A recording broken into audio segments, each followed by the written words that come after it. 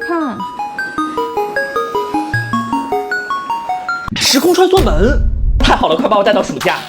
好了，别想了，这种现象其实叫钻石尘，还和地理有着脱不开的干系。通过观察这个现象，我们发现这个穿梭门在闪闪发光，周围似乎还在飘雪。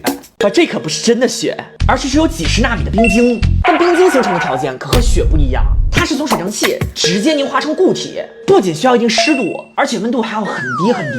那我们结合一下这里的地理位置，它的拍摄地位于新疆阿勒泰的禾木地区，不仅纬度较高，而且平均海拔有1500米，加上拍摄的时间是在12月份，所以此时这里的气温很低。此外，这里还在阿尔泰山脉的迎风坡，既满足湿度又满足温度条件。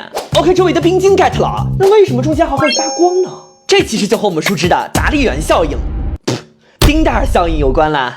我们在课本上学到过，产生丁达尔现象的条件是光要穿过胶体。那在这里的冰晶恰好就符合胶体粒子的直径，所以当太阳穿过冰晶时，就会产生丁达尔效应，就是视频的样子了。怎么还有化学？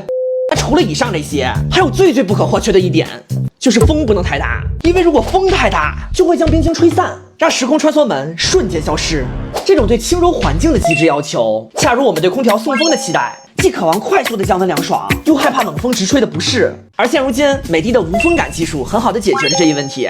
这台宁静硅机不仅创新了装出口，采用流体力学设计，通过冷静散流技术将冷风细化成千缕柔风，还结合了高压力风道与高效风轮，实现低噪送风，并搭载大功率换热系统，提升制冷效率。冷风柔而不弱，房间温度能迅速降下来，且凉得恰到好处，没有冷风直吹的冰凉感，怕吹风的人也能舒舒服服的享受清凉。最神奇的是，它还会躲着人吹，像我刚刚在客厅晃悠半天都没被冷风贴过脸。毫米波雷达精准监测到有多人靠近后，会立即开启左右分区无风感。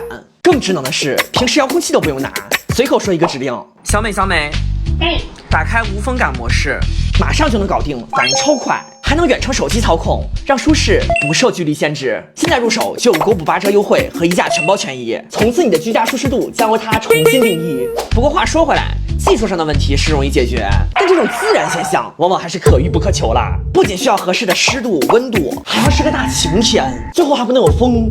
所以别想穿越到暑假了，还是去听反方向的钟回到寒假吧。